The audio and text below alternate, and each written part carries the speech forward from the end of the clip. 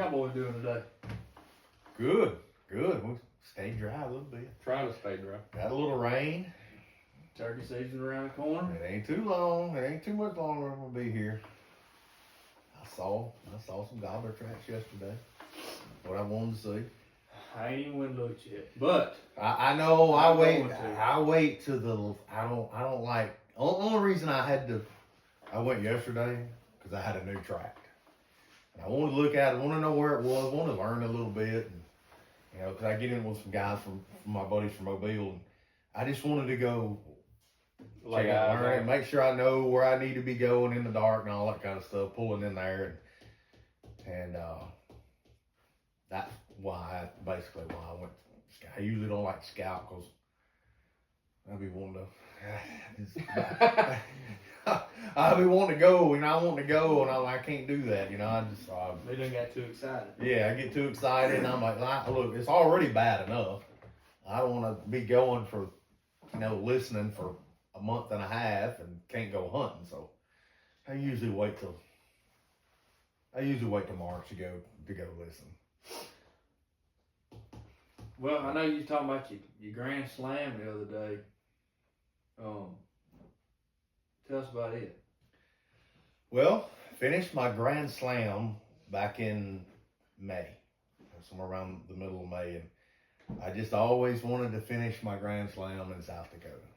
I always want to go a little bit farther west than what I did, but according to the map, it's all Merriam's and South Central South Dakota, and I've always wanted to go finish. I always wanted to do it in the Black Hills, but I didn't know enough about it.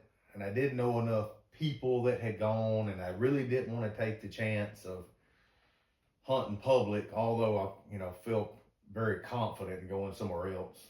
I think if you can kill them on public land in Alabama, you can kill them anywhere on public land. So I didn't go public land. It actually was a tribal reservation that I hunted, and several people that I'd known had gone and hunted with this guy out there, Charles DeBray, and he was great. Now we hunted. How does that work? Hunting on tribal land. Well, they have the Rosebud Indian Reservation. They have their own government, so they're not really. They're affiliated with the state of South Dakota or whatever state that they're in. There's lots of reservation land, but you have to put in. We had to put in a draw. I mean, it was a draw system. They only allow so many, or he only takes so many, and I think Trevor and I, we put in, I think it's like 1st of February or something like that. Somewhere around 1st of February, you can go ahead and put in for your tags for that year. Mm-hmm. And this was February of last year. And we put in, like 8 a.m. on the dot, we started. And I think you had to get buy a $25 or $35, something like a preference point or something, kind of like Kansas used to do, like the zone 1 through 6, something like that, and then when you pay that $35, you immediately get an email or something, and then they say, all right, you're allowed to purchase your tag, now. So Trevor and I both drew, and which, I kind of felt like if he didn't think that I could have a chance at getting a tag, he probably wouldn't have booked me. For that, because I booked that hunt in the summer before, Oh, so you booked it before you had your tag. Yes. I mean, you had to. This because there were several people. I know you. I think a couple of the guys that hunted there. I think one of them's a fireman. I think J.C. Jones hunted with him several times. Yeah. And I was like, I've always, because I've been I went to New Mexico turkey hunting one time. The outfitter didn't even show up. It was and I went with a group of guys, and one of them oh yeah. Up. Yeah, it's crazy. Well, we get out there, Josh and I, there's 8 or 9 of us going out there hunting, and my buddy talked to this guy. I don't know if you saw him at the deer show or something, and so we're like, hey, Terry, you talked to him? You talked to this guy? And he's like, no, I ain't talked to him. I'm like, what do you mean you talked to him? I hadn't been able to get in touch with him. I thought, oh no. Okay. Because, I had never been on a lot of out-of-state hunts. This was 2009, I think, 2008 or 9.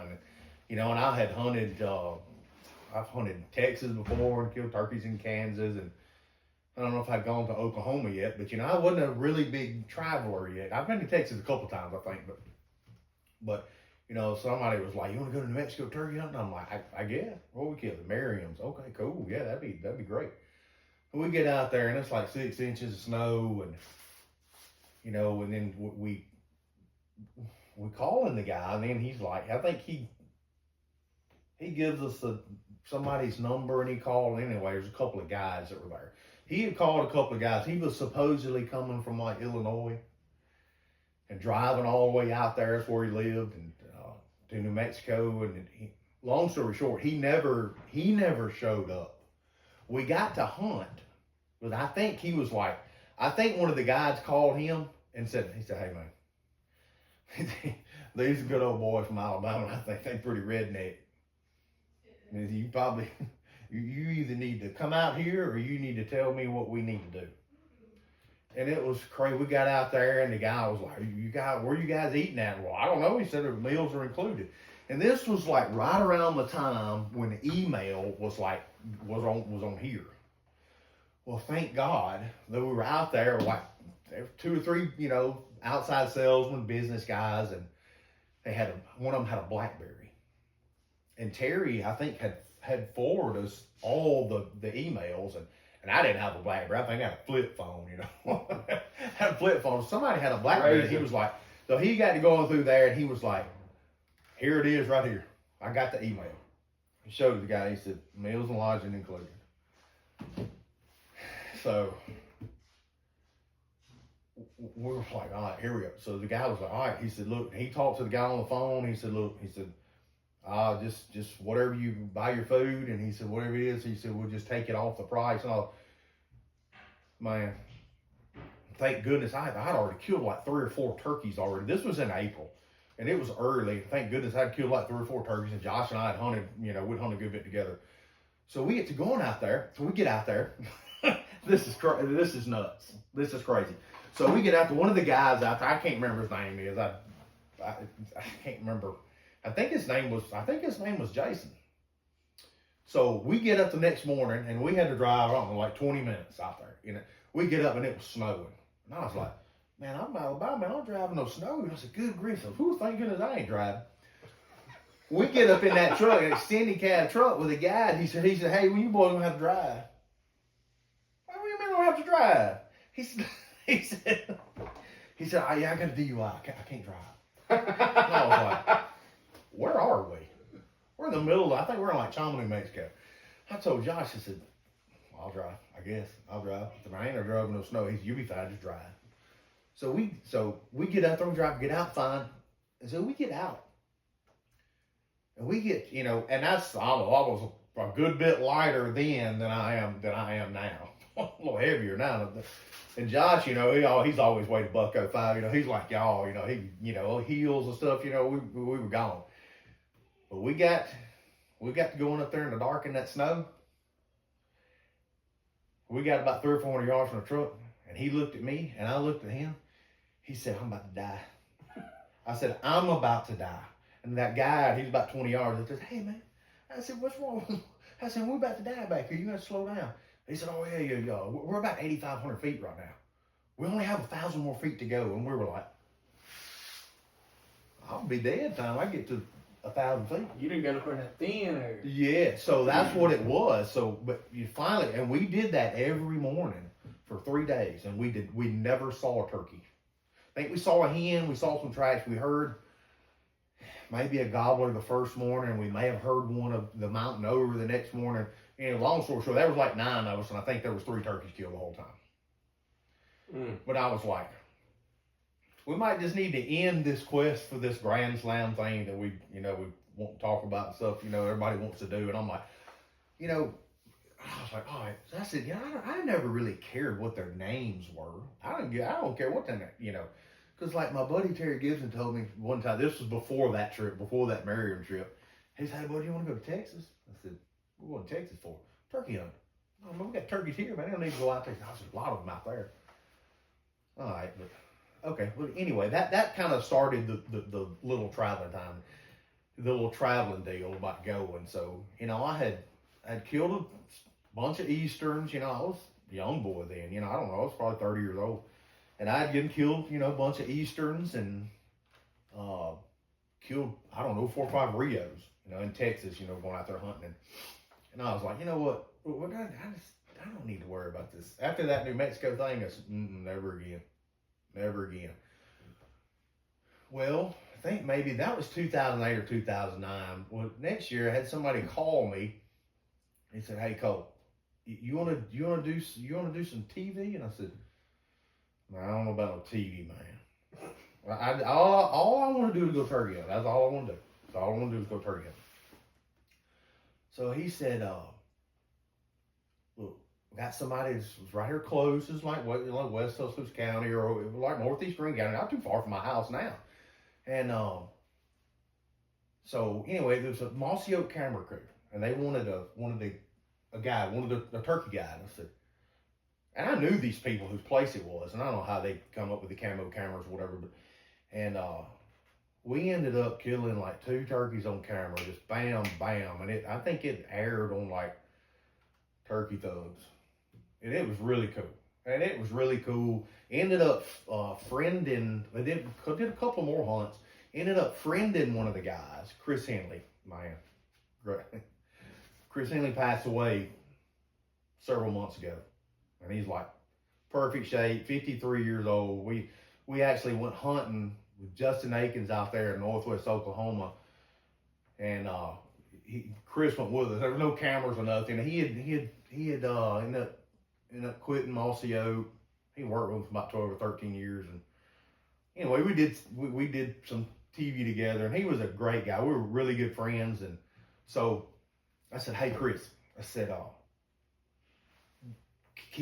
where can you get me the place? I didn't care what it was, because I've been very thankful to be able to travel, because I ain't gonna lie, there's been several times that I toted a dry sack in Alabama, whether it was because it was work or turkeys were terrible, they weren't gobbling, I don't have to tell you all the turkeys around here are, some of them are pretty rough. If you ain't got a lot of time, it's pretty rough at times. And you might go and kill one season open tomorrow, you might go kill one in the morning first thing, Kill one and I think you did that last year. Mm-hmm. But sometimes you go and you just keep going and it doesn't happen. These turkeys here are tough. They just are. And I've killed them in 7, 8 states, and these are the worst ones. But anyway, I said, he said, "Where you want to go?" I said, "I don't know, west. I don't care what their names are. I just want to go kill them." So he gave me a phone number to a guy out there. We ended up being good friends. I've turkey hunted with him 4 times. I've gone out there and killed a deer out there with him with my bow back in COVID 2020. Just great guy. Rios and then, man, my buddy Terry Gibbs I talked about earlier, we were looking for a place to hunt around south of Uniontown, where he's got a farm down there in close to Uniontown, and we were looking for a place to turkey hunt down there, at least to hunt, and we got a number from somebody. Terry calls him, and it was my buddy Trip Long. And he said, "Hey, so y'all guys got y'all lease some land down there. They're from Florida, from Central Florida." And Terry said, "Y'all lease some land down here in Safford. We would like to lease the turkey hunting rights." "Oh yeah, okay, yeah." So anyway, we worked out a deal. We paid them whatever, and we come down there and we met them, and we talked to them on the phone, a little bit, and each time we talked to them, and get them to know them a little more. And they said, "Hey, you guys, where y'all from in Florida?" He said, "Oh, we're from Central Florida, just east between Orlando and Cape Canaveral and Christmas." "Oh, okay. You guys hunt?" "Yeah, we just deer hunt. We don't turkey hunt." "Y'all got any turkeys?" "Yeah, we have lots of turkeys." "Really? You let anybody hunt them?" Sure. We don't hunt them. We don't care. Whatever. We got cows, and we were like, "Y'all got cows, so they got pasture." they're turkeys and pasture, that's a pretty good combination. Yeah. They might not be very nice, but it's a very good combination, there's pasture, there's turkeys, well, hardwoods. But anyway, we just went down there. I'm like, we just need a place to stay. You got a place we can put a tent? Yeah. And these guys were like, these rednecks from Alabama are crazy. So we ended up going down there and hunting, and the hunting was fabulous. We killed 2 turkeys, just like probably the first day. Anyway, another long story short, they're some of my best friends I've ever had. Great, great, great guys. And there again, I still never worried about their names. The only place I ever wanted to pay and travel was Florida, ever since I was a little boy. Only place I want to go, I said I love to kill an Osceola. And when I got older, I was never worried about what their names were. I just wanted to kill turkeys. Well, it started getting to be a little more, I guess, a little more believable, the Grand Slam. I was thinking, I was like, Rios, Easterns, Osceola. I was like, well, maybe I should do it. So it was one of those things that I talked about forever and ever and ever, and I was like, whatever. It's just turkeys, man. Yeah. It's just turkeys. They got feathers and beards and whatever. Some of them smarter than others, but hey, never want to say something. I was like, maybe. So I went to Florida for several years, 4 or 5 years. I said, why don't I just go? I turkey hunt by myself. I just do. There's only a handful of people that I've hunted with. Just very few. Probably 5 that I've ever hunted with and killed turkeys with, or even just hunted with, period. And so I was like, I'll go to the Black Hills and I'll kill a turkey by myself. If somebody wants to go, that's fine. They can go. I don't care. So I talked about it. It was just, like I said, one of those things, I think I got a divorce and and I was like, all right, well, okay, we kind of backing up here. I still want to go, the things that I could do. Had a child and, got a divorce and, so I was like, whatever. So then, I meet Ashley, and then, then Trevor's there. Trevor, he's, at the time, he was like 20 years old, and he was like, I said, you ever been turkey hunting? No, sir. Well, don't start. Well, don't start if you want to be sane. So I'd sit there and talk to him. Trevor would sit there, and we'd sit in there at the table, 11 o'clock at night, talking about turkey hunting. I'm going to have to go. I said, I want to go to South Dakota and kill my Grand Slam, finish my Grand Slam. That's what I want to do. So I ended up talking to him about it like 2 or 3 years. So I guess he got sick of it. He said, why don't we just go? So, man, I said, I don't know. I said, this ain't never been all that important. I said, but I would like to. And he said, why don't you book it? And he said, I'll go. He said, I'll pay my way. And he said, well, why don't we just go? So he kept pushing me. And after about a year, I said, all right, let's go. So that's what happened. And that made one of the greatest feats I've ever done in my life as far as hunting. I've always wanted to kill a Pope young deer with my bow. And I did that in western Oklahoma, and a bunch of turkeys out there too. And it was just, I don't know. It's just that's to me is one of the coolest things you could do. And even like a lot of people have done the, kill the Grand Slam 50 times or whatever, or 10 times, I don't know. But, it was just kind of one of those things that's cool. And I can say that I've personally done for myself was a huge feat. A lot of time spent, a lot of money. Good Lord. a lot of money, but it's just, it was, I don't cry much, but I wanted to cry that day when I killed that turkey. Actually, Trevor and I doubled. Trevor and I actually doubled. And, he was like, so when we got out there and got on these turkeys, I said, and we could see, you could see them out there. We had glassed them from like 600 yards from the truck. So we had to make a stalk on them. And I said, I want you to shoot first. He looked at me like I was crazy. He said, you sure? I said, absolutely. You shoot first. He'd never killed a turkey, had he? Yes, he had killed a few turkeys, and all the turkeys he's killed he's killed maybe a couple. Like I said a while ago, I want people to do it the way I did it. I want people to get them a fanny pack like I had. Mm-hmm. I had a fanny pack, and it had some calls in it. All the latex rubber was stuck together. There's God no telling what it sounded like, but turkeys don't know the difference. And now, if I knew then what I know now, it does not matter. If it remotely, if it sounds something like a hen, I don't care if all the reeds are stuck together. If you remotely sound like a hen turkey, he don't know the difference. He does not know the difference. Well, like I heard a long time ago, you don't have to be a good caller. Absolutely. All not. turkeys sound different. Mm-hmm. Every one of them sound different. I've heard some hens sound Sound like they done been slapped across the face or Yeah. something. It sounded like that Ashby call that I have, that peg call. My brother gave it to me 30 years ago. And there's a little piece of slate. It's about that long and about that wide. And it's got a little wooden peg on it. And it sounds horrible. Mm-hmm. Horrible. But he don't know the difference. And I have a wing bone call. And I've killed a few turkeys with that thing. Not very much because, it's a little fragile. I just don't take it. Like if I want some problem turkeys, I'll take that wing bone call. And it don't sound good. But he likes it. And sometimes on them tough turkeys, it'll make a difference. I'm ready to try that one right there.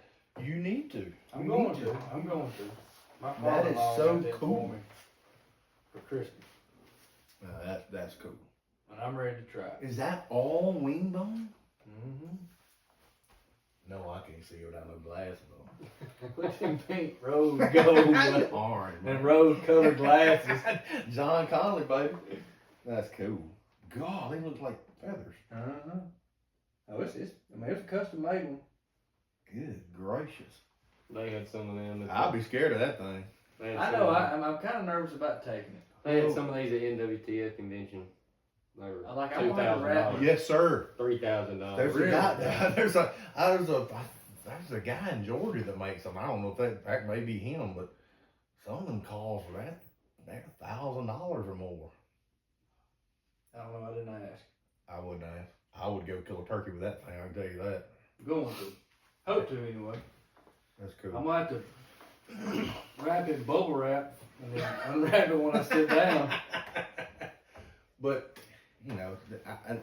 the Grand Slam was one of the coolest things I'd ever done. And and my wife told me like a month ago. She said, "Are you not ever satisfied?" Because Josh had called me wanting to go duck hunting again somewhere else, and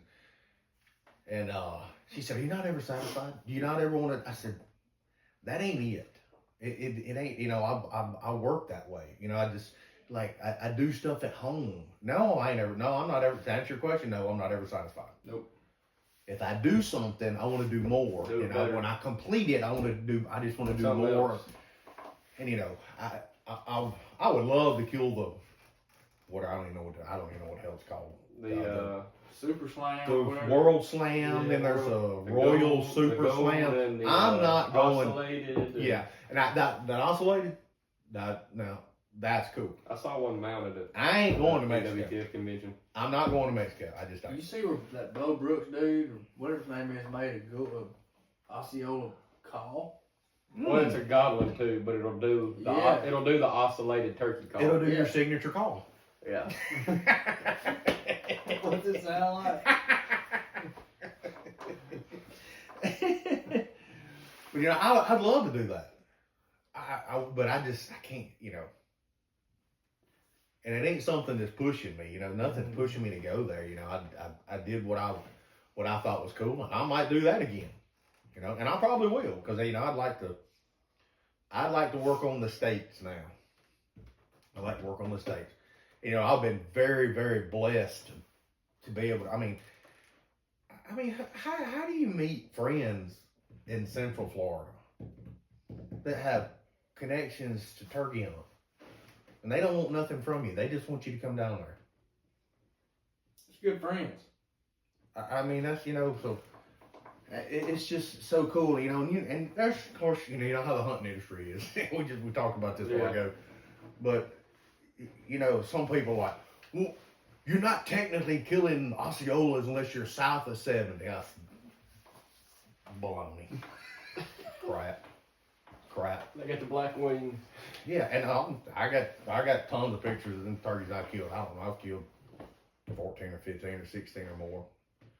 You know, Osceolas, and some of them got white bars on them, some of them don't. Some of them got a few white bars. But I mean, you look in that Florida magazine or whatever, it's like that. What is that, Alabama Sport? It's that magazine that comes out, you know, yearly. You know, it's got all. Alabama Outdoors. Yeah, it's got all the, you know, your regulations and seasons and all that stuff, and there's a line from like right there around Gainesville, west of Gainesville, that goes over there to Jacksonville, and they say anything south of that, Osceola. And I'm right there around Central Florida. And, you know what? Like I said, I don't care. I don't want to go to south of 70 to hunt in the South Zone just because it may or may not have killed an Osceola. Man, look.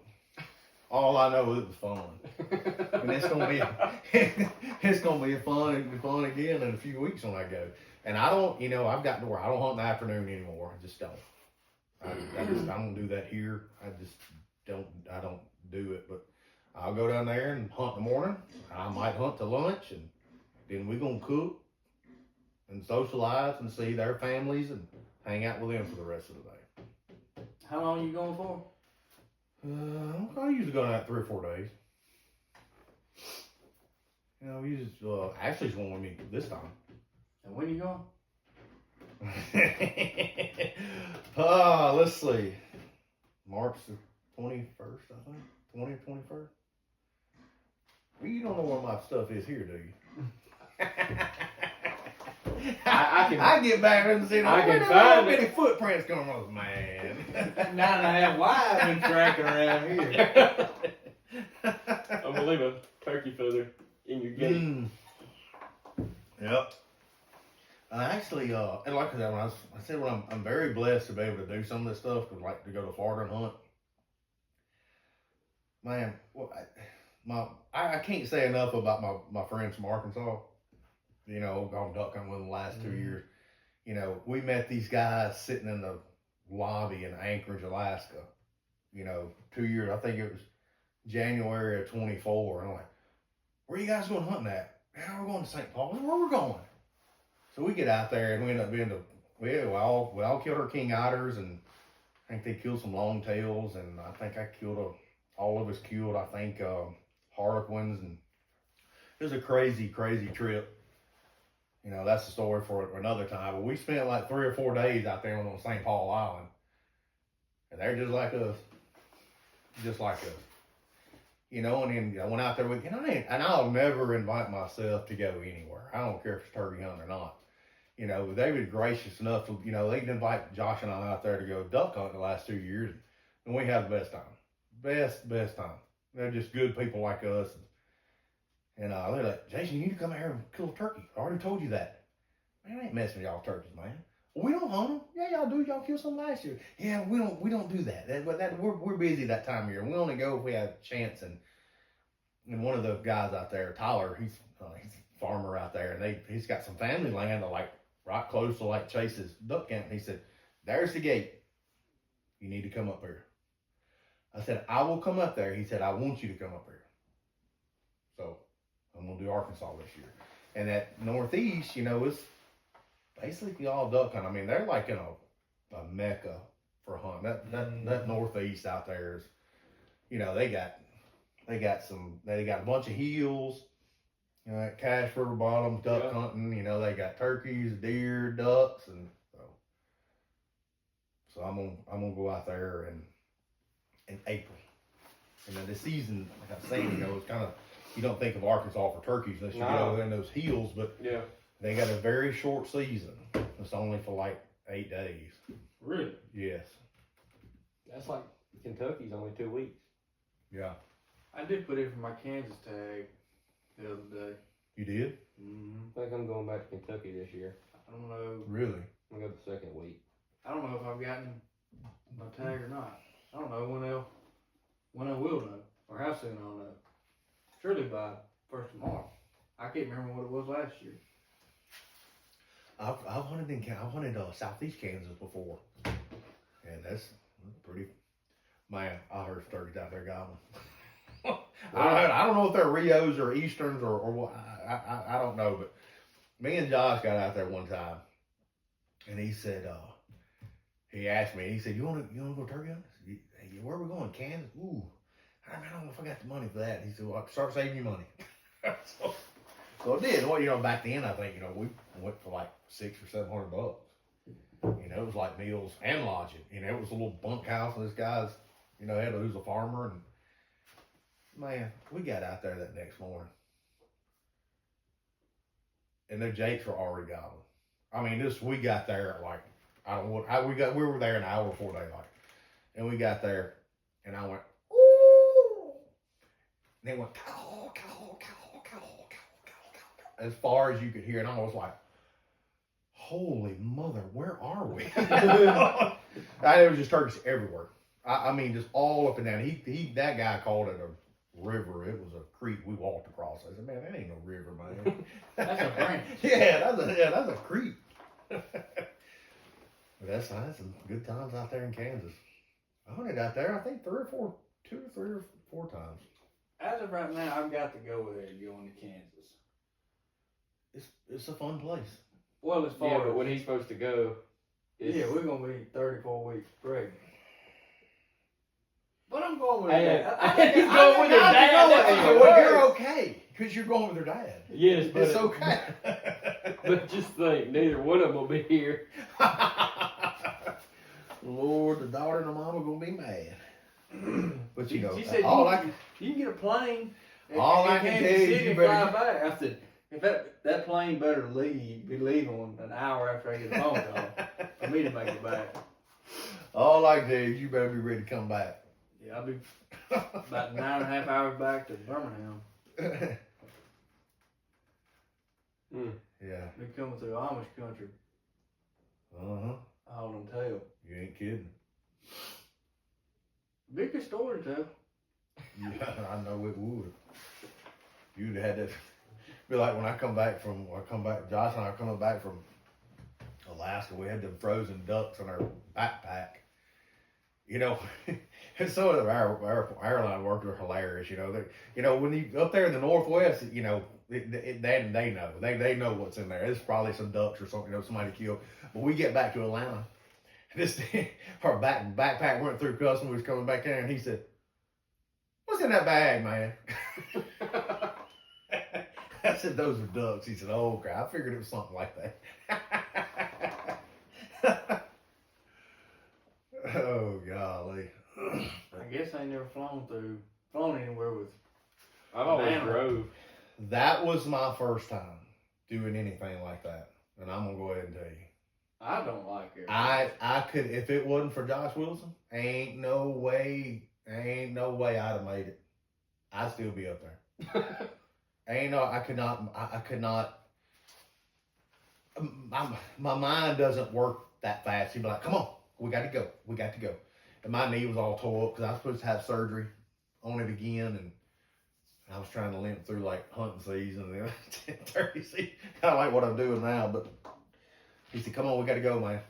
And we gone through that airport, and if it wouldn't have been for him, because he does stuff like that, and he's been traveling his whole life. There's nowhere that he hasn't been. So, Man, I get in the airport, I'm gonna stand there and look around till somebody tells me where to go. yes, I'm looking for an employee, which I ain't flown very few times. Looking for him. I'd be like, "Hey, man, where do I need to go?" That's all I want to know. Just tell me where I need to go. That was wild. Birmingham Airport don't bother me. I've been through it enough. I kind of. It's pretty small compared to like. I hate Atlanta. Oh my Atlanta's Lord. massive. I think Atlanta's like the largest It's airport one of the in biggest. the world. No, it's like Or either Dallas is. I think it's like number 3 or something. Dallas isn't that big. It's not. No. Oh. I know when we flew into Colorado, Denver, and we had to get off, get on the tram, go here, go here. I didn't know where I was. I was just following the group. The one in Philadelphia is pretty big. Yeah, I got stuck there one night. I've never flown into. I have been to Pennsylvania before, like one of those asphalt burner schools. But I think I flew from like Birmingham to Charlotte, from Charlotte to Harrisburg or something. Well, I got stuck in Philly. Looked at the guy. I said, "Where's the best Philly cheesesteak I can get?" I know that's right. And something to drink, preferably leaded.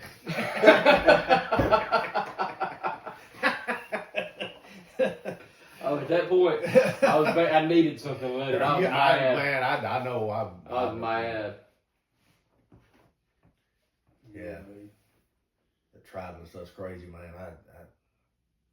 I don't like it. So, But I'd rather drive. man, you know, we drove 10.5 hours to Kansas last year. Hunted one day and drove 10.5 hours back the third day. That was a lot of driving. But we went there and we killed birds. It was worth it. 12 hours is a long way for one day. Man, because that duck hunt we do that we go to in Rockport, we ought to do something like that. All right, when? The only downfall is 12 hours, but like I drove to North Dakota. I'm good with 12 hours. Well, Trevor and I, when we went to South Dakota last May to finish my Grand Slam and get his Merriam, he was like, "We're flying and driving to Slough dog." So this is gonna be a vacation for me. This ain't gonna be work. But wow, I get back on that story. But the guy that we hunted with out there, he's a straight killer, man. He's a straight killer. I mean, on everything. Deer, they have everything out there. Deer, they got whitetails, turkeys, mule deer, antelope, and you might have to go a little bit farther west for some of that stuff. But like you get toward the Black Hills, but we left that bunkhouse. He picked us up at 4:30. We didn't get back earlier than 9 o'clock every night for 3 days. It was a long day. It was rough. And like his wife, I mean, like, most of some of that tribal land most of it was about 40 minutes away. It was all river bottom stuff. When you got out of that prairie, it dropped off into I think it was the White River. I think y'all have to correct me, but it was right there in central South Dakota, or south central South Dakota. But it was, and we had to. So, there's gates everywhere. And a lot of that tribal land is, surrounded by, farmers and stuff or other private landowners. And we'd get to that river bottom and we were opening gates, left and right, property lines, stuff like that. And his wife, she made us breakfast, made us, it was all packed stuff. It's like breakfast burritos and like regular burritos, and they were fantastic. They were great. We ate those, and then, we would come back in the evening time, and we would always eat the little Mexican restaurant there in winter, and it was usually somewhere around 8:30, 9 o'clock. It was a long day. It was rough. Poor Trevor. He was so tired. When you're young, you think you got to have a lot of sleep. You know what I mean? I'd go to bed at 11 o'clock. I'd get up the next morning and go again. But he was tired. He was sleepy. But that guy, he was on a mission. We were gonna kill turkeys, and we wasn't stopping at one. We were killing 4, and he made sure of that. And he put us on. I mean, we were never not hunting or glassing or something. Yeah. At turkeys. Mm-hmm. Pretty cool. It was. I'd like to do something like that. Man, we were talking about the traveling and stuff. I wanted to drive. So I told Trevor, I said, look, I ain't in no hurry. I wanted to stop at D&W in Jonesboro, right there with close where my buddy, I like it. My buddies are about an hour northeast of Jonesboro. And well, I told Travis, let's drive all. I think we got to D&W at like 10 o'clock that morning or something. You know, it was 5 or 6 hours away, and we stopped in there, and they had all their turkey stuff was on sale. You know, because I think we bought a Millennium seat for like $30 or something, and had tungsten on sale for like half price, 40% off. We bought a box of, another box of 20 gauge of that, and I said, let's drive till we get tired. And I think we stopped on the other side of Kansas City. I think it's like St. Joseph, Missouri or something. It was kind of like northwest central Missouri or something. Great town. We actually stopped there on the way back too. And I think the next morning, I think we had like 6 hours to go. I think it was an 18 or 19 hour drive to go to Winter. And we got there. We got to Winter next day. We stopped and ate. We didn't eat fast food. We stopped at good little joints, cafes there, right there outside of that big 4-lane highway. It just, I like driving because, man, you can't see that stuff in the air. I mean, like when we got out of Iowa, we drove a little bit into Iowa, and then we jumped over into South Dakota. And seems like when you jumped in over right there, it would be northeast Nebraska and southeast South Dakota. I mean, you could see forever. Oh my Lord! And you better have a full tank of gas because you ain't seen another one for 250 miles. Yeah. I told there was like we saw something up there, and the roads were like as straight as you could, and you could see the same road. I don't know how far as you could see. And I saw a building up there. Like I was trying to wonder how far that building is. And then after you saw that building, you didn't see anything yet. How far that building was like 16 miles away. And when we got up there, we got past that building. It was actually like it was a big watershed pond. There was a big dam there you drive across, and I don't know, but that was like the welcoming center or something right there. And you drop off into the river, and we went across that big dam, but I mean, you can see, golly. The amount of turkeys you see driving through all that. We didn't see a lot of turkeys. Well, let me tell you what we did see. There was pheasants. Antelope. Really? Well, when we got into South Dakota, we didn't see any antelope either. I don't know what. We may have seen one or two, but after the second day, you didn't hear Trevor Rice say, "Hey, there's a pheasant." It was unbelievable how many pheasants you saw. That's why everybody goes to South Dakota pheasant hunting. It was crazy. But you can't see stuff like that unless you drive. So that's why we drove. And when I drove to North Dakota, I stopped in Omaha. Everyone in the truck was asleep. Yeah. I was playing college baseball. I stopped and looked at the World Series field. Really, that's in Omaha. Cool. We actually drove back through Nebraska coming home. We just drove the way the map took us. So, how far is that trip from here if you just say you drove straight from here to where y'all was at in South Dakota? I think it was 18 or 19 hours. Okay. Mine was 25 hours driving.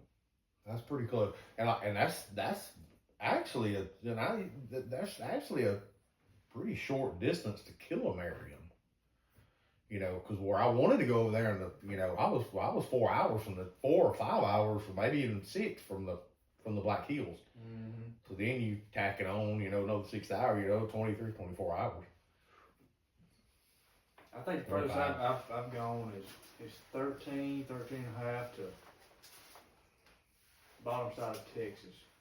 To Dothan at that time. Drive there's not bad. Long time. Drive there's not bad because you're excited. It's coming back. Ooh. That's terrible. Well. And you're tired. Well, yeah, you'd have been hunting for 3 or 4 days. I was in North Dakota for like 8 or 9. You'd have been up hunting that last morning, now it's about lunchtime. Yeah. Yeah. Well, see, like in Texas, we go to that Texas trip, shoot those redheads and pintails in that bay down there at Rockport, Port Aransas, Aransas Pass, whatever, just north of Corpus Christi. And that's about where we were. It's such a fun trip because, like, man, you stopping at the best stop getting boudin. Oh yeah. And cracklings and stuff to eat on the way down there, and stuff to eat while you're down there, get all the food there. Then on the way back, you loading up for boudin for the rest of the year. So, you know, we Have 3 fill up, coolers full. we fill up 100-quart coolers full of boudin Mm-hmm. to come back. You know, so that's, I thought a fun Texas trip, duck hunt.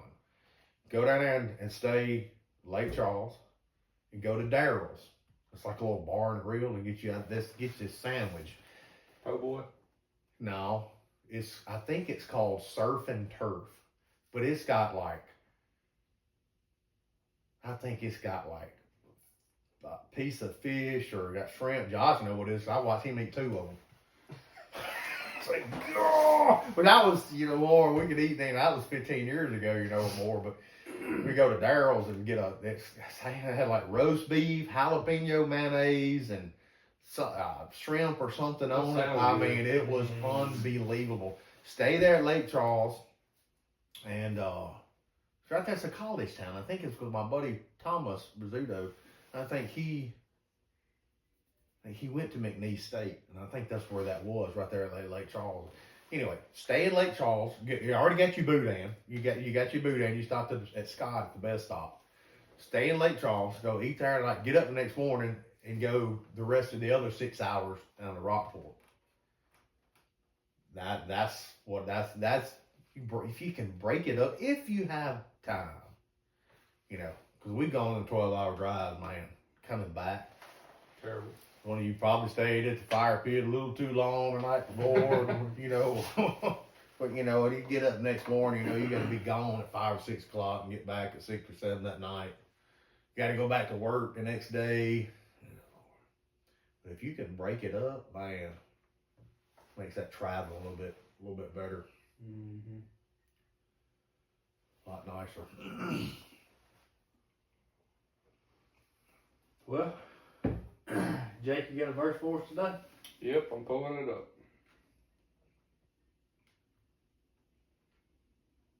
If I can get it to load.